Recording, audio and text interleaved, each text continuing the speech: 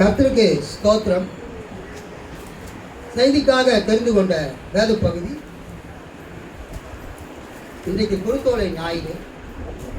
இந்த குருத்தோலை ஞாயிற்றுக்கிழமையிலே வாசித்து பிரசங்கிக்க தெரிந்து கொண்ட வேத பகுதி அது மத்தேயு எழுதின சுவிசேஷம் 21வது அதிகாரம் 1 முதல் 17 வசனங்கள். மத்தேயு 21:1 முதல் 17 வசனங்கள். வெற்றி ஆர்ப்பரிப்போடு இயேசு எருசலேமில் நுழைந்தார்.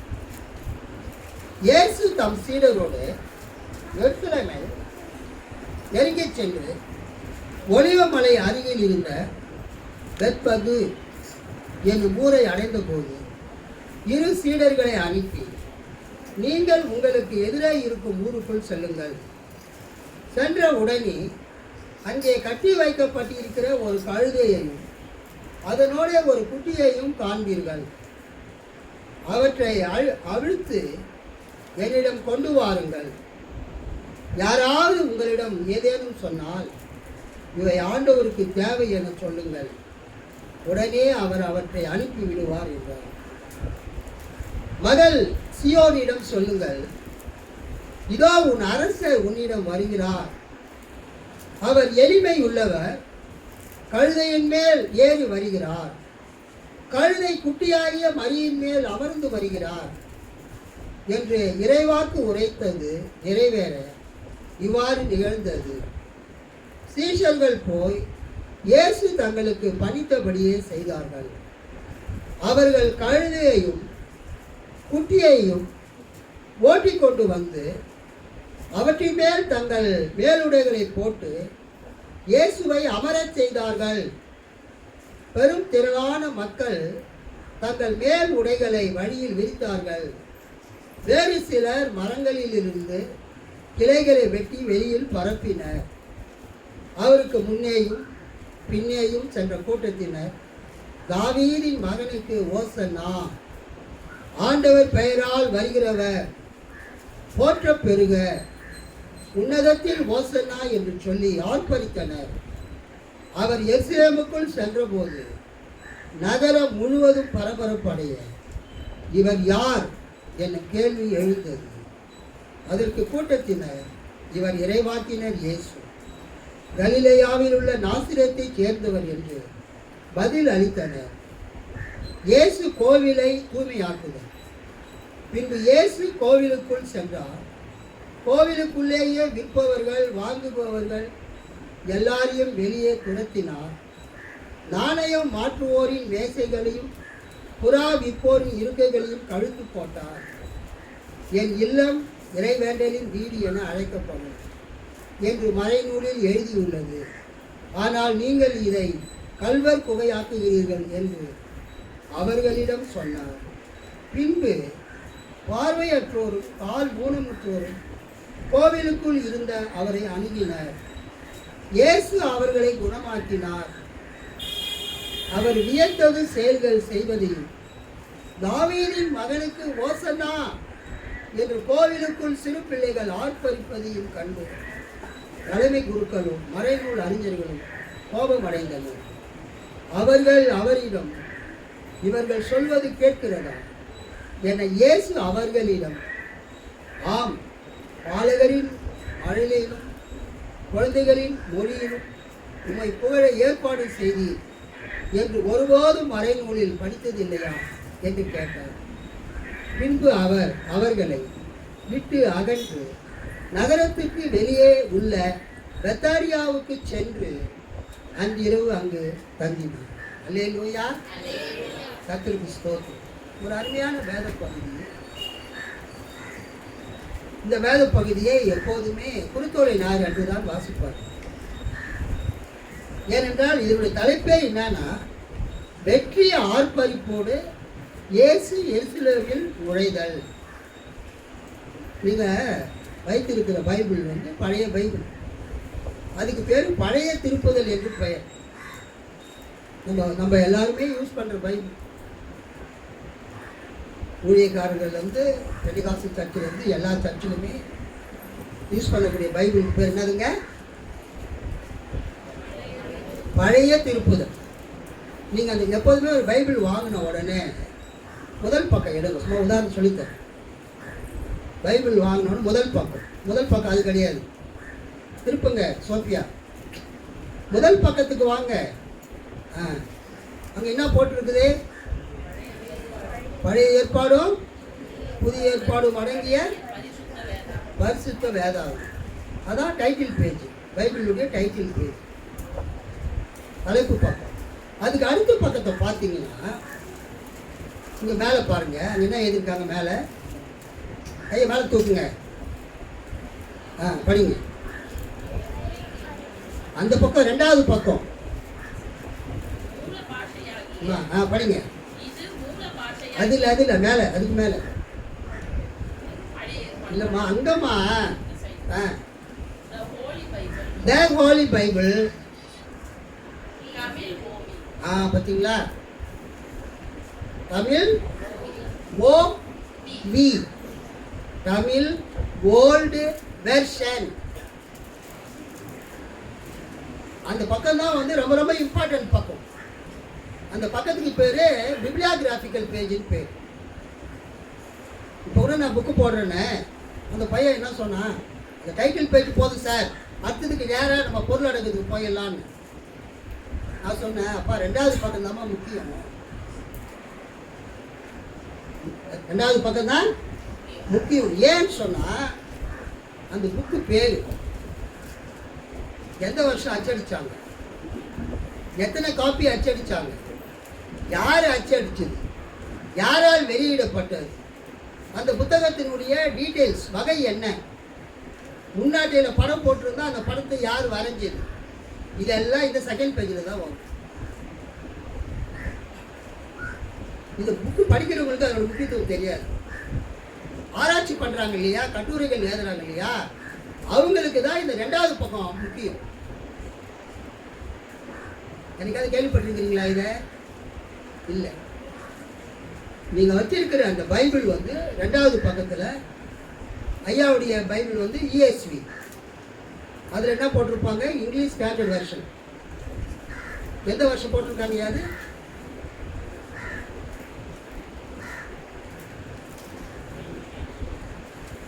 அங்கதான் பாருங்க, மேலேயோ கீழே பாருங்க. ESVன்னு போட்டு இயர் ஆஃப் பப்ளிகேஷன் போட்டிருப்பாங்க. பாருங்க, 2011 வருஷம் இங்கிலீஷ் ஸ்டாண்டர்ட் வெர்ஷன் வெளியிட்டு இருக்கிறாங்க. இப்போ புரியுதா உங்களுக்கு? பாயிண்ட் புரியுதுங்களா? ஸோ எப்பொழுதுமே நம்ம பைபிளில் அதை நம்ம பார்க்கணும். டைட்டில் பேஜுக்கு அடுத்தது அந்த பைபிளை பற்றி, புக்கை பற்றி டீட்டெயில்ஸ் கொடுத்துருப்போம். இப்போ நான் வச்சிருக்கிற பைபிள் நீங்கள் பார்த்தீங்கன்னா புதிய ஏற்பாடும் மற்றும் திருப்பாடல்கள், புதிய ஏற்பாடும் சங்கீதங்களும் அடங்கிய புத்தகம் இது. இது பொது மொழிபெயர்ப்பு, திண்டிவனத்தில் இருக்கவங்க வெளியிட்டிருக்கிறாங்க. தமிழ் CL அப்படின்னு கொடுத்துருக்குறாங்க. தமிழ் CL அப்படின்னா கான்டெம்பரரி லாங்குவேஜ். கான்டெம்பரரி லாங்குவேஜ்னா இப்போ நம்ம என்ன பேசுகிறோம், தற்போது பேசக்கூடிய தமிழ் நடையில் இந்த பைபிள் மொழிபெயர்க்கப்பட்டிருக்கு. அதனால தான் இதுக்கு என்ன பேருன்னா பொது மொழிபெயர்ப்பு, காமன் லாங்குவேஜ். காமன் லாங்குவேஜ் அது கான்டெம்பரரி லாங்குவேஜ், தற்காலத்திய மொழிபெயர்ப்பு. பொதுவாக எல்லாரும் பேசுகிற தமிழில் தான் இந்த பைபிள் வந்து வெளியிடப்பட்டு இருக்கிறார். ஒரு அலையிலேயே சொல்லாமா? ஸோ நான் வந்து ஓல்டு வெர்ஷனும் பயன்படுத்துகிறேன். ஓல்டு வெர்ஷனும் பவர் என்கிற ஒரு மிஷினரி வந்து இதை மொழிபெயர்த்தார். ஆறுமுக நாவலர் என்ற யாழ்ப்பாணத்தைச் சேர்ந்த சைவ சமயத்தைச் சேர்ந்தவர் இந்த மொழிபெயர்ப்புக்கு உதவி செய்தார். ஆறுமுக நாவலர் அவர் தான் இந்த தேவன் என்கிற வார்த்தையெல்லாம் இன்ட்ரடியூஸ் பண்ணது. அந்த ஆறுமுக நாவலர் பண்ண வேலை. ஏற்கனவே இதுக்கு பேர் கடவுள்னு இருந்தது, பராபரன் இருந்தது, சர்வேஸ்வரன் இருந்தது. சீகன்பால் மொழிபெயர்ப்புல கடவுளுக்கு பேர் என்னதுங்க? சர்வே ஈஸ்வரன், எல்லா வல்லமையும் பெற்றவர். நம்ம ஈஸ்வரன்னா சிவபெருமானுக்கு பேர் ஈஸ்வரன் சொல்றோம். ஆனா ஈஸ்வரன்னா என்னன்னா சர்வ வல்லமை பெற்ற கடவுள், சர்வேஸ்வரன்.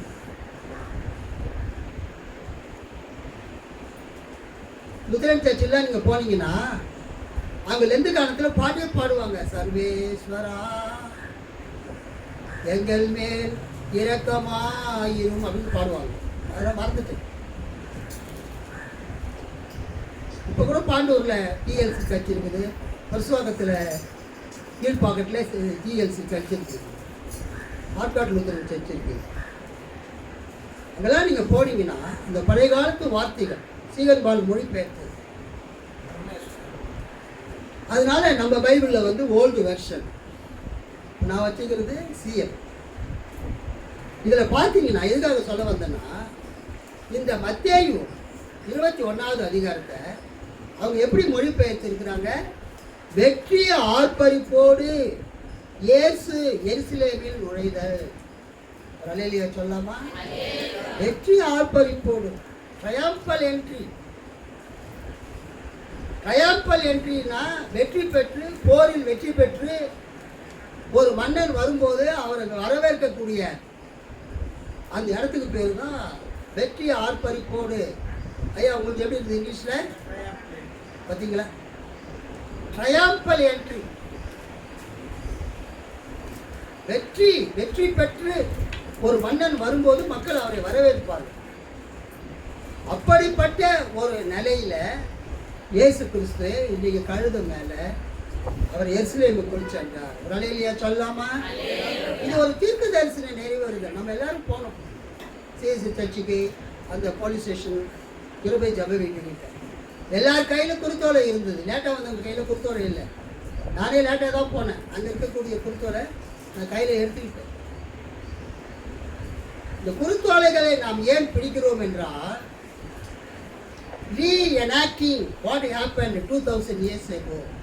2000 ஆண்டுகளுக்கு முன்பதாக என்ன நடந்தது என்பதை இன்றைக்கு நாம் நினைவு கூறுகிறோம். அல்லேலூயா. Just remembering 2000 years history.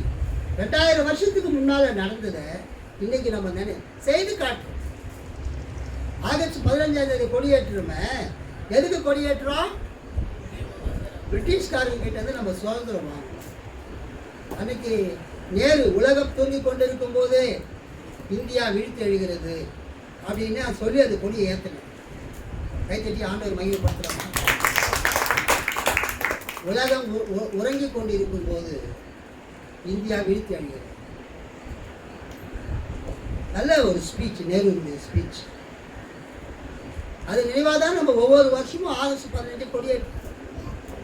ஜனவரி 26ஆம் தேதி குடியரசு தினத்து அன்னைக்கு நம்ம கொடியேற்றோம்.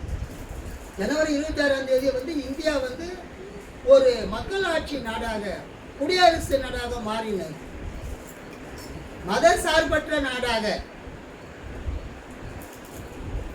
இது இந்து நாடு கிடையாது, இது முஸ்லீம் நாடு கிடையாது, இது கிறிஸ்துவ நாடு கிடையாது. அம்பேத்கருக்காக நாம் கடவுளுக்கு நன்றி செலுத்த வேண்டும். அம்பேத்கர் மட்டும் இல்லைன்னாக்கா பாகிஸ்தான்காரங்க முஸ்லீம் நாடுன்ற மாதிரி இந்தியாவை இந்து நாடுன்னு சொல்லிட்டு இருப்பானுங்க. அம்பேத்கர், ஜவஹர்லால் நேரு, வல்லபாய் பட்டேலையும் சேர்த்துக்கணும், சர்தார் வல்லபாய் பட்டேல், இவர்கள் மூவருமே ரொம்ப ஸ்ட்ராங்கா இருந்தாங்க. என்ன ஸ்ட்ராங்கா இருந்தாங்கன்னா, இந்த நாட்டில் எல்லா மொழி பேசுறவங்க இருக்கிறாங்க, எல்லா மதத்தை பின்பற்றவங்களா இருக்கிறாங்க. அதனால இந்த நாடு எல்லா மதத்தினருக்கும் எல்லா மொழிகளை பேசினவர்களுக்கும் ஒரு பொதுவான நாடு. It is a secular country. மத சார்பற்ற ஒரு நாடு, ஒரு ஜனநாயக நாடு.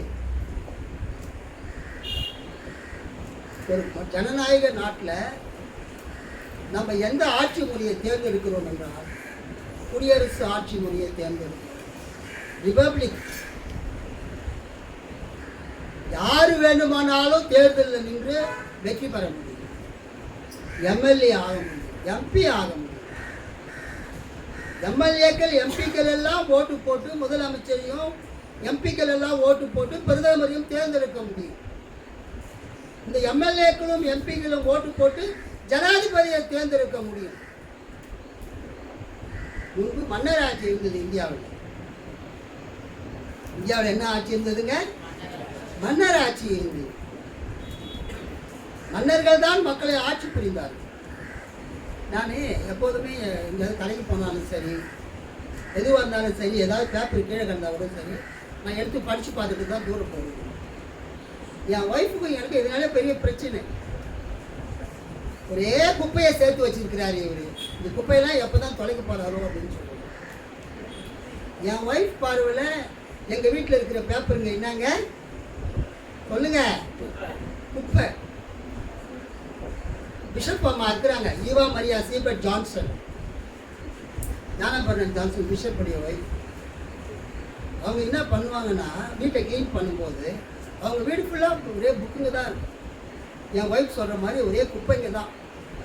நிறைய பிளாஸ்டிக் பேகு, ஹேண்ட் பேகு, எல்லாத்துலேயும் பழைய பத்திரிக்கைங்க, டஸ்ட்டு படிஞ்சது எல்லாம் அங்கே இருக்கும். ஆனால் அந்த அம்மா பாருங்கள், மோர் தென் 70-75 இயர்ஸ், இப்போ கூட அவங்க வீட்டை அவங்க க்ளீன் பண்ணி பெருக்கி சுத்தப்படுத்தி பேப்பருங்க, அந்த பத்திரிக்கைங்கெல்லாம் தனியாக பிரித்து வச்சு புக்குகளை வச்சு க்ளோரியஸ் பைபிள் காலேஜுன்னு எழுதுவாங்க, பென்சில்லையோ பேனாவிலையோ. அதெல்லாம் ஒரு டப்பாவில் போட்டு காரில் எடுத்துகிட்டு வந்து பாலவாக்கத்துலேருந்து புரசவாக்கத்துலேருந்து பைபிள் காலேஜுக்கு கொடுத்து அனுப்புவாங்க. அது மாதிரி அவங்க நிறைய புக்ஸு, நம்மகிட்ட இருக்கிற புக்ஸ்லாம் அவங்க நிறைய பாதி புக்கு அவங்க கொடுத்து. ஒருவேளை மற்றவங்க நினைக்கலாம், என்னங்க அந்த குப்பையை போய் இவர் வாங்கிட்டு இருக்கிறாரு. ஆனால் அந்த குப்பையில் தான் வந்து வைரம் இருக்குது, அந்த குப்பையில் தான் வந்து முத்துக்கள் இருக்குது. அல்லேலூயா. சமீபத்தில் நான் அந்த குப்பைங்கள்லாம் சீச்சிட்டு இருக்கும்போது எங்கள் ஊரில் குப்பை மேட்டை கோழிங்க போய் சீச்சிட்டு பார்த்துருக்குறீங்களா? கிராமத்தில் இங்கே அங்கே இந்த காட்சியில் இங்கே பார்க்க முடியாது. மெட்ராஸ் விட்டு வெளியில் போனால் தான் நீங்கள் பார்க்க முடியும்.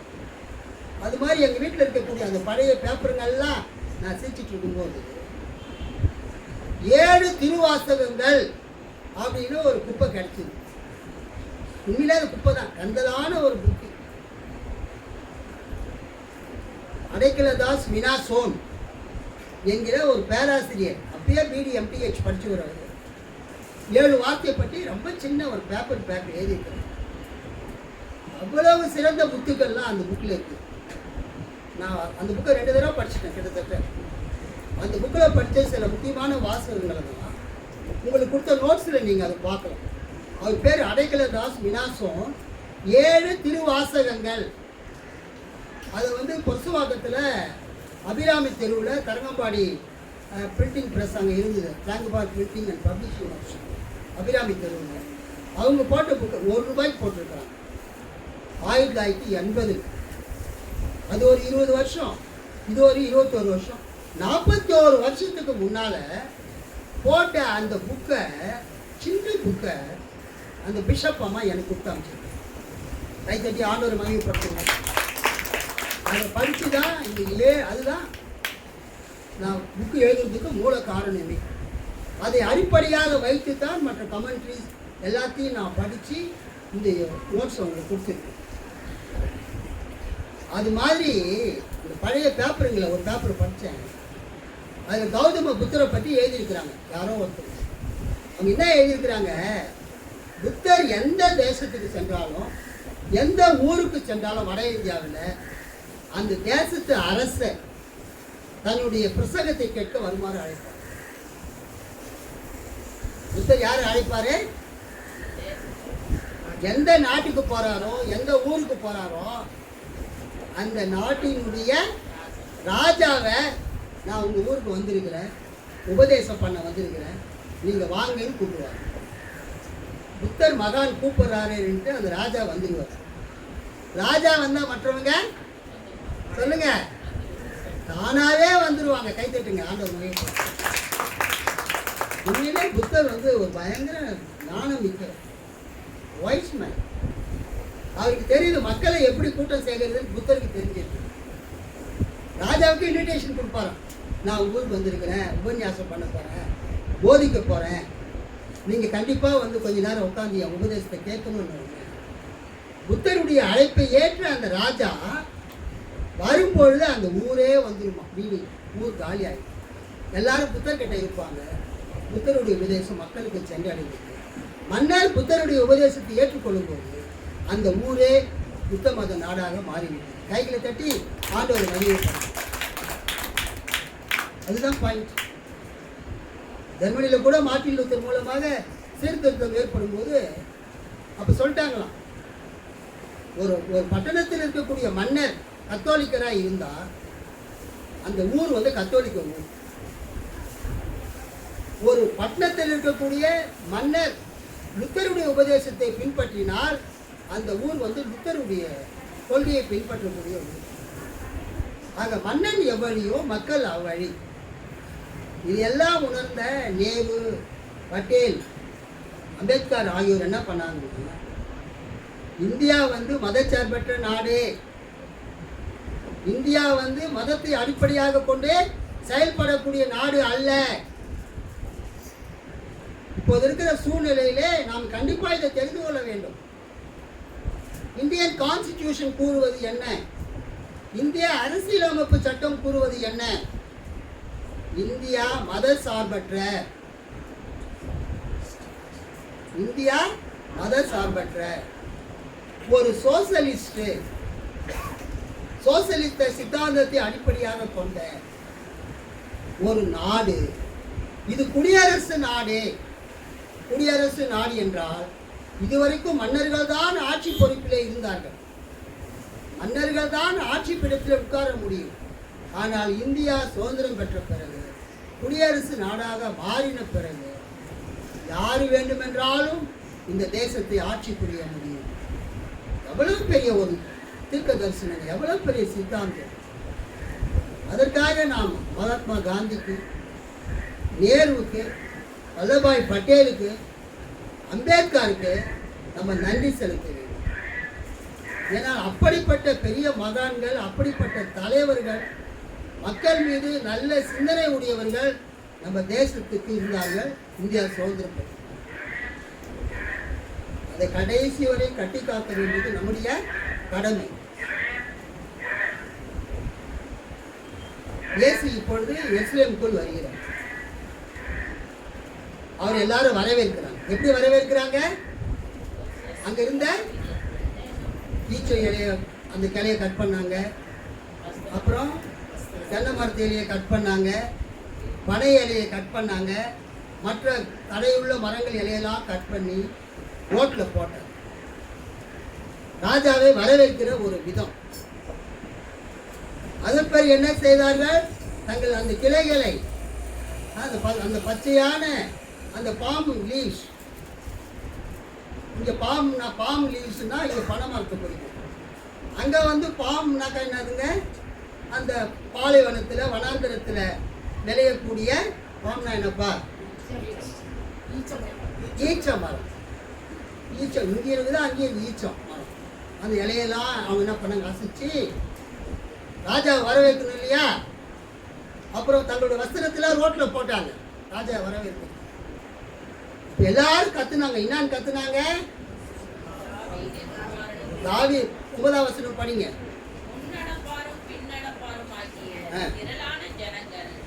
தாவீதின் குமாரனுக்கு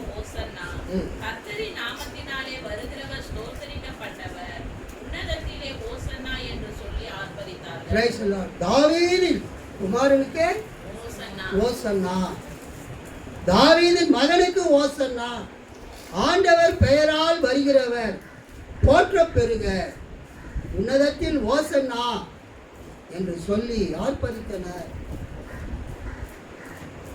எப்போதுமே அரசியல் கட்சி தலைவர்கள் வரும்போது அவங்க அறியாமலே என்ன பண்ணுவோம்? அவங்க கையை காமிச்சு கத்துவோம். அவங்கள பார்த்து நான் 84 மெட்ராஸ்க்கு வந்த போது சென்ட் தாமஸ் மக்களை வேலை செஞ்சேன்.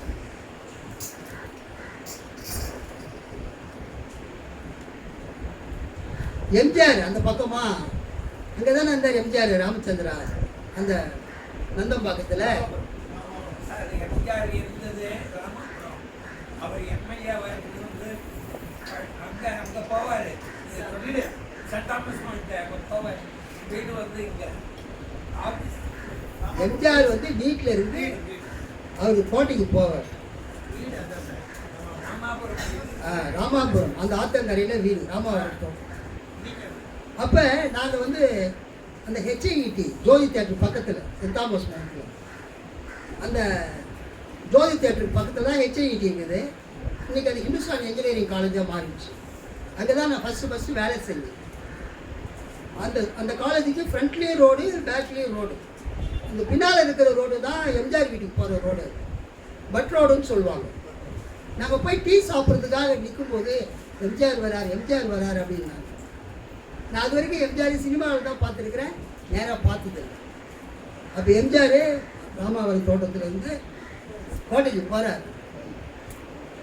அப்போ அவர் போகும்போது அந்த கார் கண்ணாடி கொஞ்சம் லேசாக திறந்து விட்டார். மக்கள் பார்த்து கையாசிப்பா நான் சகப்பு. அவர் இந்த காஷ்மீர் ரோஜான்னு சொல்கிறாங்களே, அதை விட சகப்பு சொல்லுவாங்க என் ஃப்ரெண்ட்ஸு. தங்க பஷ்பம் அவர் சாப்பிட்டாரு, அதனால தான் தங்க பஷ்பம் சாப்பிட்டா மஞ்சளாக தான் இருக்கணும் அவர். ஆனால் அவர் ரோஸ் கலராக ஆகிட்டார். ரோஸ் மில்க் ஒரு நாள் அதிகமாக குச்சாரோ என்னவோ தெரியல. அவர் அந்த நாங்கள் நிற்கிற அந்த பக்கம் வரும்போது எங்களை அறியாமலே தூக்கி நாங்கள் கை காட்ட ஆரம்பிச்சிட்டோம். எம்ஜிஆர் வாழ்க, எம்ஜிஆர் வாழ்க. ஒரு அலையிலையா சொல்லுங்க. யாராவது சொல்லி கொடுத்தாங்களா? ஒரு உற்சாகம். அதே மாதிரி போப்பாண்டவர் வந்தார் 84. ஜான் போப், அந்த போப் வந்தார். எத்தனை பேர் தெரியும் நினைக்கிறேன். போப்பாண்டவர் சென்ட் தாமஸ் மவுண்ட்டுக்கு வந்தார். அந்த கண்ணாடி போட்ட அந்த ஒரு இதில் தான் நின்றுட்டு வந்தார். Bullet proof car.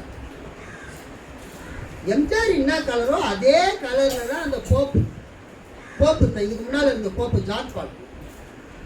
அவ்வளவு சகப்பு. நான் ப்ரொட்டஸ்டன்ட், அவரு கேத்தலிக். என்னை திட்டினாரு, என்னை ரட்சபிக்க வாங்கி வந்துடுறாரு. எதுக்குங்க போயிட்டு அங்கெல்லாம் நிற்கிறீங்க நீங்கள்? நம்ம ஆண்டவருடைய பிள்ளைங்க, நம்ம போய் உலக மனுஷன் மாதிரி நம்ம எதுக்கு போய் போப்பை வர வைக்கணும்னு நான் சொன்னேன். போப்பு ஒரு ரிலீஜியஸ் கேட்டு உலகம் ஃபுல்லாக தெரிஞ்சவர். அவர் எப்படி இருக்கிறாருன்னு பார்த்தா ஒரு திருப்தின்னு சொல்லிட்டு நான் போயிட்டேன். சென்ட் தாமஸ் போஸ்ட் ஆஃபீஸ், அந்த டேனி கோல்ஃப் கிரவுண்ட் ஏர்போர்ட் போகிறது கரெக்டாக வந்தார் பாருங்க போப்பு. அவர் அந்த போப்பு ட்ரெஸ் போட்டுக்கிட்டு தலையில் அந்த தொப்பி போட்டுக்கிட்டு அவ்வளோ அழகாக ஸ்மைல் பண்ணி வயசான காலத்தில் அவர் எல்லாருக்கும் கையசு. எல்லாரும் ஒரே கரகோஷம். அது Catholic centre Saint Thomas Mount, அந்த பட் ரோடெலாம் இல்லைங்க, கேத்தலிக்ஸ் அதிகம்லாம் இல்லை. நானும் கையாசிச்சேன் போப்பு பார்த்து. அங்கே எவ்வளோ ஆயிரக்கணக்கான மக்கள் இருக்கிறாங்க. அப்போ என்னன்னா, ஒரு பெரிய ஆள் வரும்போது மக்கள் தங்கள் அறியாமலேயே சத்தமாக கத்த ஆரம்பிச்சிருவாங்க, வாழ்த்த ஆரம்பிச்சிருவாங்க, கூக்குரல் இடுவாங்க, தங்கள் மகிழ்ச்சியை தெரிவிப்போம். அது மாதிரி இயேசு கிறிஸ்து இப்போ எஸ்லேமுக்கு வர எல்லாரும் ஜே போடுங்க அப்படிலாம் யாரும் சொல்லவே இல்லை. மக்களே என்ன பண்ணுறாங்க? கத்துறாங்க. என்ன கத்துறாங்க? தாவீதின் குமாரனுக்கு ஓசன்னா, தாவீதின் குமாரனுக்கு ஓசன்னா, தாவீதின் குமாரனுக்கு ஓசன்னா. அதுக்கு என்ன அர்த்தம்னா, தேவன் 2 சாமுவேல் 7ஆம் அதிகாரத்தில் ஒரு வார்த்தை கொடுத்திருந்தார் தாவீதுக்கு. 2 சாமுவேல் 7ஆம் அதிகாரத்தில் 14ஆம் வசனம் படிங்க.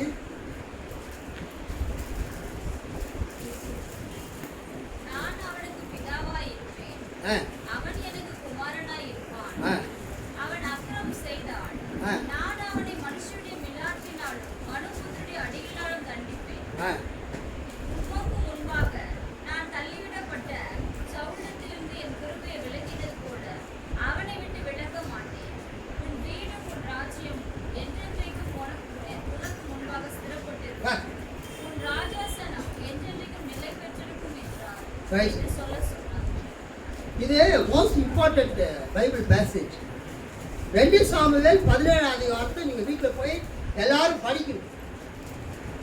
ஏன் அப்படின்னு சொன்னால், தாவீதுக்கு ஆண்டவர் ஒரு வாக்கு கொடுக்குறாரு, நான் உனக்கு ஒரு வீட்டை கட்டுவேன். I will build a house for you. நான் உனக்கு ஒரு வீட்டை கட்டுவேன்.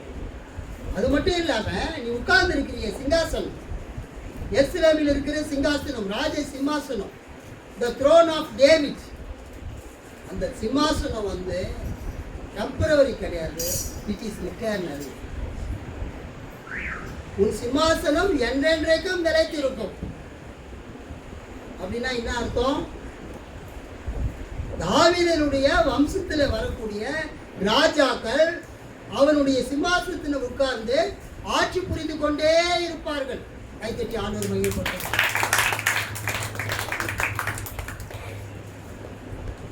தாவீதினுடைய வம்சத்தில் வரக்கூடிய ராஜாக்கள் எங்க உட்காருவாங்க? தாவீது உட்கார்ந்து சிம்மாசனத்தில் உட்காருவாங்க. உலகம் முடிகிற வரைக்கும், சூரியன் உள்ளளவும் சந்திரன் உள்ளளவும் இந்த உலகம் உள்ளளவும் எருசலேமில் இருக்கக்கூடிய அந்த தாவீதினுடைய நகரத்தில், தாவீதினுடைய சிம்மாசனத்தில், தாவீதின் வம்சத்தில் வரக்கூடிய ஒரு அரசர் உட்கார்ந்து யூதர்களை, இஸ்ரவேலர்களை ஆட்சி புரிந்து கொண்டே இருப்பான். அல்லேலூயா. இது மாதிரி ஒரு வாக்கு தத்துவத்தை உலகத்துல எந்த தேசத்தின் ராஜாவும் பெற்றதில்லை. கடவுளே தாவீது கொடுத்த ஒரு பெரும். ஆனா என்ன ஆச்சுன்னு சொன்னா, காலையில் அதுதான் நான் சிஎஸ்ஐ சர்ச்சில் பேசுறேன். இஸ்ரவேல் ஜனங்கள் கர்த்தருக்கு கீழ்ப்படியாம போனதுனால அந்த தாவீதின் வம்சத்துல வந்த அந்த ராஜாக்களையும் இஸ்ரவேல் மக்களையும் கர்த்தர் சிறையிருப்புக்கு போக செய்தார். கிமு 586 வருஷம் அல்லது 587 வருஷத்துல பாபிலோன் தேசத்து ராஜா நேபுகாத்நேச்சா எருசலேமிற்கு படையெடுத்து அதை முற்றுகை போட்டு அந்த எருசலேம் பட்டணத்தை அழித்து, எருசலேம் தேவாலயத்தை அழித்து, அங்க இருக்கிற ராஜாவையும் ராஜா பிள்ளைகளையும் அங்க இருக்கிற பிரபுக்களையும் அனைவரையுமே கைது செய்து பாபிலோனுக்கு சிறையிருப்புக்கு கொண்டு சென்றார். அதுக்கு பேர் தான் சிறையிருப்புன்னு பேர். அதுக்கு என்ன பேரு? பாபிலோனிய சிறையிருப்பு என்று பேர். பாபிலோனில் போயிட்டு 70 வருஷம் அவங்க சிறையிருப்புல இருக்கிறாங்க. எத்தனை வருஷம் இருந்தாங்க? 70 வருஷம். அந்த 70 வருஷம் சிறையிருப்பு முடிந்த பிறகு நீங்கள் திரும்பவும் இந்த தேசத்துக்கு வருவீர்கள் என்று ஏற்கனவே எரேமியா தீர்க்கதரிசனம் சொல்லிவிட்டார். ஸோ எரேமியாவின் தீர்க்கதரிசனத்தின்படி அந்த பாபிலோனுக்கு போனவங்க சைரஸ் என்கிற பாரசீக ராஜா காலத்தில் அவங்க கொஞ்சம் கொஞ்சமா திரும்பி எருசலேமுக்கு வராங்க. அல்லேலூயா. அவங்க பேரு செருபாபேல், எஸ்ரா, நெகேமியா. இந்த தலைவர்கள் தலைமையில் அவங்க திரும்பி வந்து அவங்க அந்த எருசலேமை மறுபடியும் கட்டுறாங்க.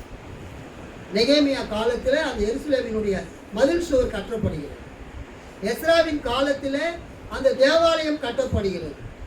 செருபாபேல் அவர்கள் காலத்திலே அவர் கவர்னராக இருக்கிறார், அதிபதியாக இருக்கிறார். அவங்க என்ன எதிர்பார்த்தாங்க? தாவீது கிட்ட தேவன் சொன்ன மாதிரி அந்த தாவீதின் வம்சத்தில் நமக்கு ஒரு ராஜா வருவார் என்று அவங்க எதிர்பார்த்து கொண்டிருந்தாங்க. ஆனால் ராஜா வரவே இல்லை. இப்படிப்பட்ட சூழ்நிலையில் இயேசு கிறிஸ்துவின் காலத்தில் ரோமர்கள் உலகம் முழுவதையும் ஆட்சி புரியும் பொழுது, ரோம பேரரசு உலகம் முழுவதையும் ஆட்சி புரியும் பொழுது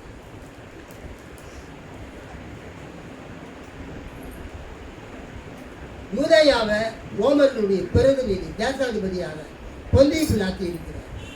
யூத மக்களை, யூத மத தலைவர்கள் மத சம்பந்தமான காரியங்களிலே ஆட்சி புரிகிறார் சனகரிப் சங்கத்தின் மூலமாக.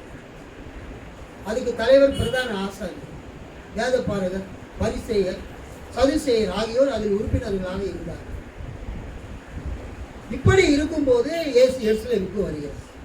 இந்த குருத்தோலை ஞாயிறு அவர் வரும்பொழுது எல்லாரும் நினைச்சாங்க, தேவன் தாவீது கிட்ட சொன்னாரு, உன் சிங்காசனத்தில் உட்காருவதற்கு உனக்கு ஒரு ஆண் மகன் இல்லாமல் போவதில்லை. உன் சிங்காசனத்தில் ஒரு ஆண் மகன் உட்கார்ந்து இந்த யூதர்களை ஆட்சி புரிவார் என்று கர்த்தர் வந்து சொன்னாரே தாவீதுக்கு. அந்த தாவீதினுடைய அந்த வாக்குத்தத்தம் பெற்ற தாவீதின் வம்சத்தில் வந்த மன்னர் தான் இயேசு என்று அவர்கள் என்ன செய்கிறார்கள்? தாவீதின் குமாரனே, தாவீதின் மகனே அப்படின்னு சொன்னா என்ன அர்த்தம்? எங்களை ஆள போகிற ராஜாவேன்னு அர்த்தம். கைத்தட்டி ஆளை மங்கி இஸ்ரவேலர்களை, யூதர்களை ஆள போகிற ராஜாவே நீர் வருக. இந்த ரோமர்கள் இடத்தில் இருந்தும், இந்த எங்களை ஆட்சி புரிகிற ஏரோதின் இடத்தில் இருந்தும் எங்களுக்கு இந்த விடுதலை தாரும், அவர்களோடு போரிட்டு எங்களுக்கு விடுதலை வாங்கி தாரும் என்று அவங்க ரொம்ப உணர்ச்சி வசப்பட்டு அவங்க என்ன பண்றாங்க, இயேசுவை வரவேற்பு. அல்லேலூயா சொல்லாமா? ஆனால் இயேசு என்ன பண்றாரு தெரியுங்களா? அவர் அந்த வரவேற்பெல்லாம் வாங்கிட்டு நேராக எருசலேம் தேவாலயத்துக்கு போகிறார். அந்த தேவாலயத்துக்கு போனால் ஆலயத்துக்குள்ளே நுழையிற இடத்துல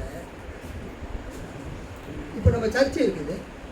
சர்ச்சுக்கு முன்னால் வெளியில் கேட் இருக்குது. கேட்டுக்கும் இந்த பில்டிங்க்கு நடுவில் என்ன இருக்குதுங்க, ஒரு பெருமையான இடம் இருக்குது. அது மாதிரி எருசலேம் தேவாலயத்தில் யூதர் அல்லாதவர்கள், இஸ்ரவேலர் அல்லாதவர்கள், அதாவது புறஜாதிகள் வந்து நின்று அங்கிருந்து கர்த்தரை நோக்கி ஒரு ஜெபிப்பதற்காக ஏற்படுத்தப்படுகிறது. Court of the Gentiles. புறஜாதிகள் புறவின மக்கள் ஜெபிக்கிற இடம் அது. அந்த ஜெபிக்கிற இடத்துல இப்ப யாரு என்ன பண்ணிட்டு இருக்கிறாங்க, கடை போட்டு வியாபாரம் பண்ணிட்டு இருக்கிறாங்க. 10 பேர் கூடி ஜெபிக்கிற இடத்துல நீங்க போய் அங்க வியாபாரம் பண்ணிட்டு இருந்தா அந்த 10 பேர் எங்க நிற்பாங்க? நேற்று நானே போஸ்ட் ஆஃபீஸ்க்கு போனேன். வரதராஜனே என் கூட வந்தார். எங்களால் போஸ்ட் ஆஃபீஸை கண்டுபிடிக்கவே முடியல. ஏனென்றால் போஸ்ட் ஆஃபீஸு, நம்ம கொட்டூர் போஸ்ட் ஆஃபீஸ் இருக்கக்கூடிய அந்த பில்டிங்கை சாமியான பந்தல் போட்டு மறைச்சி அங்கே காய்கறி தக்காளி வியாபாரத்தை பண்ணிட்டு இருக்கிறாங்க. யாரும் தெரியாது எனக்கு.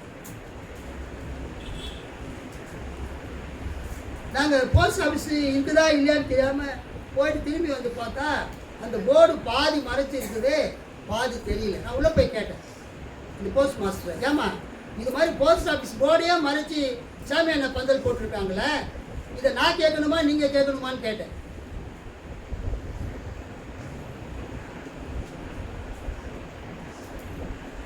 அவங்க கேட்டாங்க, சார் மறைச்சா சார் இருக்குதுன்னு கேட்டாங்க. பாருங்க எப்படி பதில் சொல்றாங்க பாருங்க. நான் சொன்னேன் இது ஒரு அரசு போஸ்ட் ஆஃபீஸு. போஸ்ட் ஆஃபீஸு போகிறவங்க வரவங்களுக்குலாம் தெரியும் என்பதற்காகத்தான் அங்கே போர்டு வச்சுருக்கிறாங்க. அந்த போர்டையே பாதி மறைச்சிட்டு நீங்கள் சாமியான பந்தல் போட்டு அங்கே வியாபாரம் பண்ணிட்டு இருக்காங்கன்னா அப்புறம் மக்களுக்கு எப்படி தெரியும்? புதுசாக வரவங்களுக்கு இந்த ஊரில் இருக்கிற என்னாலே போஸ்ட் ஆஃபீஸை கண்டுபிடிக்க முடியல.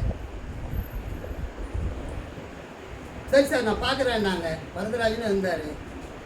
மனசு ரொம்ப கஷ்டமாக இருந்தது எனக்கு. ஏன்னு சொன்னால் இதை தான் வந்து ஏசு அங்கே திட்டுறார். எனக்கு ஏன் கோபம் வந்தது, என்னடா இது ஒரு போஸ்ட் ஆஃபீஸினுடைய போர்டை மறைச்சிட்டு இவங்க வந்து வியாபாரம் பண்ணுறாங்க.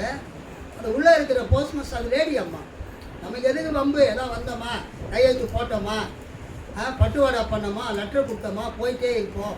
இந்த ஊர்க்காரங்கிட்ட கேள்வியெல்லாம் கேட்டால் பிரச்சனை பண்ணுவாங்க. நமக்கு எதுக்கு வம்புன்னு கூட அவங்க இருந்திருக்கலாம். என்னம்மா நான் என்ன கேட்குறேன், போர்டு மறைக்கலாமா சொல்லுங்க. நான் அந்த போஸ்ட் மாஸ்டர் அம்மாட்ட கேட்டு வந்துட்டேன். ஆனால் அது கடை ஓனர் யாருல எனக்கு எதுவுமே தெரியாது. ஏசு அதை தான் பார்க்குறாரு. எருசலேம் தேவாலயத்துக்கு போன உடனே எல்லாம் இங்கே கவனிங்க, அங்கே பேசாதீங்க. எருசலேம் தேவாலயத்துக்கு போன உடனே பார்க்குறாரு, புறஜாதிகள் நின்று ஜெபிக்கக்கூடிய இடத்துல வியாபாரம் நடந்து கொண்டிருக்கு. ஏசு கேட்கிறாரு, என்னுடைய வீடு ஜெப வீடு என்று எண்ணப்படும் என்று எழுதியிருக்கிறது. யூதர்களுக்கு மட்டும் ஜெப வீடு இல்லை, சகல ஜாதிகளுக்கும் ஜெப வீடு. அந்த எருசலேம் தேவாலயத்தில் புறஜாதிகளுக்கு தனியாக ஒரு இடம் இருக்கும் ஜெபிக்கிறது. ஆண்கள் ஜெபிக்கிறதுக்கு தனியாக ஒரு இடம் இருக்கும். பெண்கள் ஜெபிக்கிறதுக்கு தனியாக ஒரு இடம் இருக்கும். ஆசாரியர்களுக்கு தனியாக ஒரு இடம் இருக்கும். எல்லாம் அவங்க பிரித்து பிரித்து வச்சிருப்பாங்க. அப்போ ஏசு கேட்குறார், புறஜாதிகள் நின்று ஆண்டவரிடத்தில் ஜெபிக்கக்கூடிய இடத்துல நீங்கள் என்ன பண்ணுறீங்க? வியாபாரம் பண்ணிட்டு இருக்கிறீங்க. இது மாதிரி நீங்கள் இங்கே வியாபார ஸ்தலம் ஆக்கிட்டா அப்போ இங்கே ஜெபிக்க வரவங்க எங்கே போய் ஜெபிப்பாங்க? என்னுடைய வீடு சகல ஜாதிகளுக்கும் ஜெப வீடு என்று அழைக்கப்படும். நீங்கள் அதை என்ன செய்து விட்டீர்கள்? ஆமாம், கல்லர் குகை ஆக்கி விட்டீர்கள், வியாபார ஸ்தலம் ஆக்கி விட்டீர்கள். ஆனால் அங்கே என்ன நடக்குது ஆக்சுவலாக? அந்த கோவிலுக்கு வர்றவங்களுக்கு உதவி செய்கிறது தான் சில காரியத்தை அவங்க பண்ணியிருக்கிறாங்க. டேபிள் போட்டிருக்கிறாங்க, அது மேலே காசுகள் வச்சிருக்கிறாங்க, பக்கத்தில் ஆடுகள் இருக்குது, பக்கத்தில் மாடுகள் இருக்குது, பக்கத்தில் புறாக்கள் இருக்கிறது. பலி செலுத்த வருகிறவர்கள் வந்து அங்கே விற்கக்கூடிய புறாவையும் அங்கே விற்கக்கூடிய ஆடுகளையும் கொண்டு போய் அவங்க என்ன பண்ணுவாங்க, பலி செலுத்துவாங்க. அவங்க கொண்டு வரக்கூடிய காசில் ராஜாவினுடைய படம் இருக்கும். அந்த ராஜாவுடைய படத்தை அவங்க காணிக்கை பெட்டியில் போட முடியாது, தீட்டு. அதுக்காக என்ன பண்ணுவாங்கன்னா, மணி எக்ஸ்சேஞ்சர் அங்கே இருக்கும். மணி எக்ஸ்சேஞ்ச் பண்ணுற ஆள் உட்காந்துருப்பார். அவர்கிட்ட கொடுப்பாங்க, ஐயா எனக்கு வந்து 1000 ரூபாய்க்கு இந்த ராஜாவை கொடுத்த காசை வாங்கிட்டு தேவாலயத்தில் போடக்கூடிய ஷேக்கர் வெள்ளி காசை கொடுங்க அப்படின்னு கேட்பாங்க. உடனே அவங்க என்ன பண்ணுவாங்க, இவங்க போட்ட காசு கொடுக்குற காசுல ராஜாவுடைய படம் இருக்கும். தேவாலயத்தில் இருக்கக்கூடிய காசுல வெள்ளி காசு, அது சில்வர் மட்டும்தான் இருக்கும், கோல்டு மாதிரி. அதை வாங்கி ஜனங்க காணிக்கை பெட்டியில் போகணும். ஒரு அலையிலையா சொல்லுங்க, ரைஸ். ஆக்சுவலாக அது ஒரு உண்மையில மக்களுக்கு ஒரு சேவை தான் அது. அந்த இடத்த மத தலைவர்கள் வியாபாரம் பண்ணுகிறவங்களுக்கு குத்தகைக்கு விட்டு இருக்கிறார்கள். இப்போ கவர்மெண்ட் எப்படி ரோட்டு ஓரமாக ஹவுசிங் போர்டு, கார்பரேஷன் பில்டிங் கட்டி கடைகளை ஏழை விடுற மாதிரி அந்த யூத மத தலைவர்கள், பிரதான ஆசாரியர், வேதபாரகர், சதுசேயர்கள்லாம் எருசலேம் தேவாலயத்தில் அவங்க என்ன பண்ணியிருக்கிறாங்க, அந்த இடத்துக்கு குத்தகைக்கு விட்டு இருக்கிறாங்க. வியாபாரம் பண்ணுவது, ஆடு மாடுகள் விற்பதற்கு, காசுகளை மாற்றி காணிக்கை பெட்டியில் போடுவது. இயேசு என்ன பண்ணாரு, நேராக போய் ஒரு கயிறை எடுத்து இந்த சாட்டியாக பண்ணி அந்த வியாபாரம் பண்ணுறவங்களாம் அடித்து துரத்துனார். ஒரு அலையிலையா சொல்லுங்க. என்ன சொன்னார், என்னுடைய வீடு சகல ஜாதிகளுக்கும் ஜப வீடு என்று அழைக்கப்படும், நீங்கள் அதை கல்லர் குகை ஆக்கிவிட்டீர்கள். ஆட்சி எல்லாத்தையும் தோற்றி விட்டார், காசுலாம் கவுத்து தூக்கி எரிஞ்சிட்டார். அங்கே இருக்கிற பிரதான ஆசிரியர்கள்லாம் கேட்குறாங்க, இந்த கோவிலை நிர்வாகம் பண்ணுறது நாங்கள், குத்தகைக்கு விட்டது நாங்கள், இங்கே கோயிலில் வியாபாரம் பண்ணுறவங்களாம் எங்கள் கண்ட்ரோலில் எங்கள் பர்மிஷன் வாங்கிட்டு தான் வியாபாரம் பண்ணிட்டு இருக்கிறாங்க. நீ யாருன்னே தெரியாது எங்களுக்கு, நீ வந்து இவங்களெல்லாம் அடித்து துரத்துறன்னா இந்த அதிகாரத்தை உனக்கு கொடுத்தது யார் என்று கேட்கிறார். அவர் இயேசு சொல்கிறாரு, சரி நான் ஒரு கேள்வி கேட்குறேன், நீங்கள் தான் வந்து கோயிலை நிர்வாகம் பண்ணுறீங்க, உங்களுக்கு தான் அதிகாரம் இருக்குது. யோவான் ஸ்நானகன் ஒருத்தர் வந்தார், அவர் யார்கிட்ட அனுமதி வாங்கிக்கிட்டு ஞானஸ்தானம் கொடுத்தாரு? உங்ககிட்ட பர்மிஷன் வாங்கினாரா? இந்த ஊரில் இருக்கிற மக்களுக்கெல்லாம் ஞானஸ்தானம் கொடுக்கலான்னு உங்ககிட்ட பர்மிஷன் வாங்கினாரா அப்படின்னு கேட்டார். இல்லை, பர்மிஷன் வாங்கல. அப்போ பர்மிஷன் உங்ககிட்ட வாங்கலைன்னா அவர் கடவுள்கிட்ட பர்மிஷன் வாங்கினாரா? கடவுள் தான் அவரை போய் ஞானஸ்தானம் கொடுக்க சொன்னாரா? எங்களுக்கு தெரியாது. ஏன்னா கடவுள் தான் யோவான் ஸ்நானகன் அனுப்பி ஞானஸ்தானம் கொடுக்க சொன்னாருன்னு சொல்லியிருந்தாங்கன்னா ஏன் பின்ன அவனை நீங்கள் வந்து எடுத்துக்கிறீங்கன்னு கேட்போம். எல்லாருமே யோவான் தீர்க்கதரிசின்னு சொல்கிறாங்க, அதனால தப்பிச்சுக்கிறதுக்காக எனக்கு தெரியாதுன்னு சொல்லிட்டேன். அப்படி இயேசு சொல்கிறாரு, நானும் இந்த அதிகாரத்தில் செய்கிறேன்னு உங்களுக்கு நான் சொல்ல மாட்டேன். கைத்தட்டி ஆண்டவர் மகிமைப்படுத்துகிறாங்க.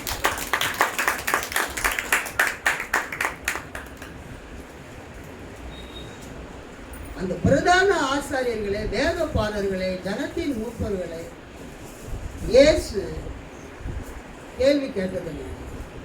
அந்த தேவாலயத்தில் வியாபாரம் பண்ணவங்களை அடித்து துரத்துனதுனால நமக்கே சவால் விடுறதுக்கு ஒருத்தர் வந்துட்டாங்க. ப்ராப்ளமே அங்கே தான் இருக்கு. வெளிய ஊர்லேருந்து எவனா ஒருத்தர் வந்து உள்ளூர்காரனை கேள்விக்கிறார். இந்த ஜனங்களுக்கு புத்தியே இப்படி தான் இருக்குது. யார் பேசுறது, என்ன பேசுறது, எதுக்காக கேட்குறாரு, அதற்கெல்லாம் யாருக்கும் சிந்திக்கிற தன்மையே கிடையாது. அப்படி இல்லாததுனால தான் நம்ம இப்படி இருக்கோம். அல்லேலூயா. ஆனால் என்ன தெரியுங்களா, இயேசு அவங்க என்ன பண்ணாங்க, எங்கள் ப்ரொஃபஸர் சொன்னார், சமுதாயத்தை சீர்திருத்தம்னு நீ நினைக்காத. இயேசு என்ன பண்ணாங்க, 33 வயசுலேயே சாகடிச்சிட்டாங்க. இந்த காலத்தில் கண்டும் காணாமல் போறவங்க தான்ப்பா பல நாள் உயிர் வாழ்வாங்க. கணவன், மனைவி, பிள்ளைகள் அப்படிலாம் நீங்கள் உயிர் வாழணும்னா கண்டு காணாமல் போயிட்டே இருக்கு. எவனாவது எக்காடு கேட்டால் போய் தொலைன்னு போயிட்டே இருக்கு. ஏசுநாதர் மாதிரி நீங்கள் போய் என் வீடு ஜப வீடு சீர்திருத்தம் பண்ணணும் சாட்டி அடித்து விரட்டினீங்கன்னா ஏசு என்ன பண்ணாங்க? சிலுவையில் அறிந்தார். ஏசு ஏதோ சிலுவையில் அறிஞ்சது பிதா அமைச்சாரு சிலுவையில் அறிஞ்சாருன்னு கிடையாது. இயேசுவின் வாழ்க்கை பாலிடிக்ஸ் அரசியல். அவர் யூத மத தலைவர்களுக்கு சவால் விட்டார். ஏற்கனவே இருந்த ஆட்சி அமைப்பை அவர் எதிர்த்தார். யூத மத தலைவர்கள் நம்ம ஆட்சி புரிஞ்சா போதும், ரோமர்கள் ஆட்சி புரிஞ்சா போதும் அப்படின்னு இருந்தாங்க.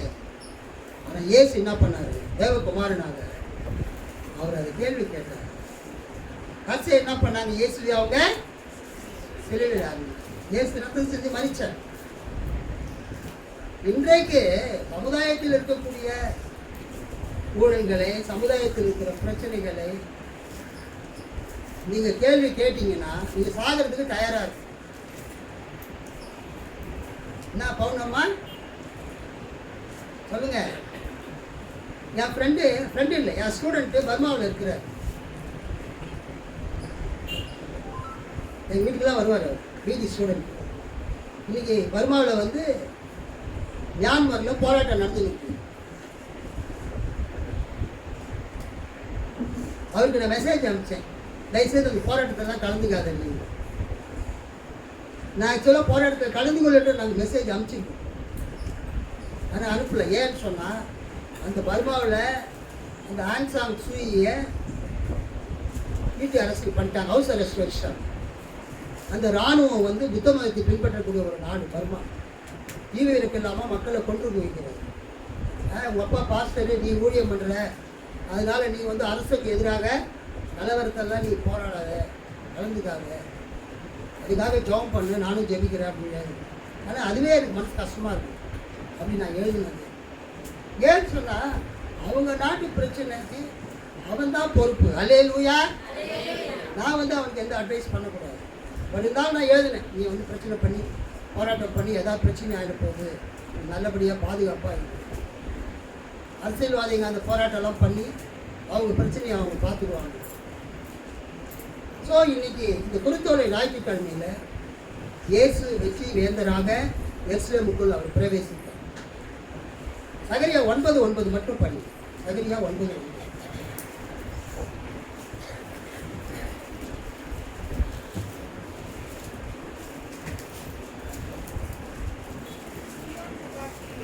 சியோன் குமாரத்தியே, எப்பா பைபிளை கவனிங்க.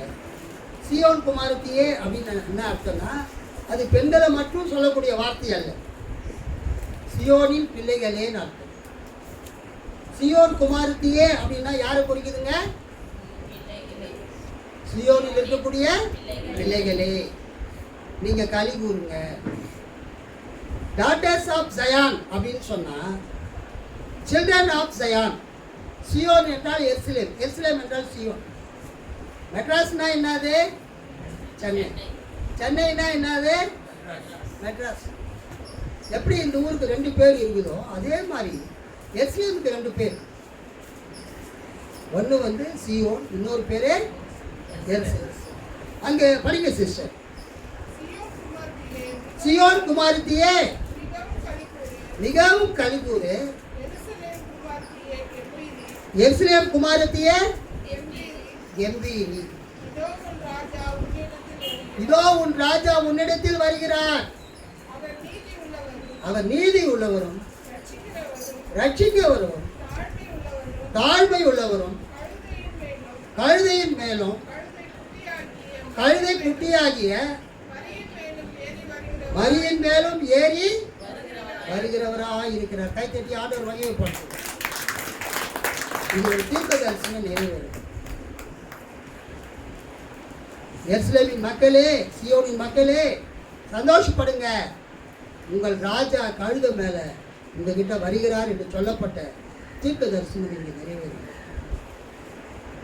ஸோ இந்த காலை நேரத்தில் இயேசு சிலுவையில் மறிக்கிறதுக்காக தான் இந்த உலகத்தில் பிறந்தார். வெளிப்படுத்தல் வாசிக்க தேவையில்லை. 13:8 பார்த்தீங்கன்னா, உலக தோற்றம் முதல் அடிக்கப்பட்ட வண்ணமாக இருக்கிற ஆட்டுக்குட்டியானவர் Yesu Kristhu. Already everything was going on in the life of Jesus according to the plan and purpose of God. தேவனுடைய திட்டத்தின்படியாக, நோக்கத்தின்படியாக இயேசுவின் வாழ்க்கையில் காரியங்கள். ஸோ இந்த காலை நேரத்தில் நம்முடைய வாழ்க்கையில் கூட ஆண்டவர் செய்ய நினைத்த காரியம் ஒரு நாளும் சொல்லுங்க நடைபெற்று போகாது. உங்கள் வாழ்க்கையில ஆண்டவர் செய்ய நினைத்த காரியங்கள் நடந்தே தீரும். உங்களுக்கு வர வேண்டிய ஆசீர்வாதத்தை யாரும் தடை செய்ய முடியாது. நடந்தே தீரும். அந்த குருத்தலை ஞாயிற்றுக்கு போயிட்டு வரும்போது ஒரு அற்புதமான காட்சியை பார்த்தோம்.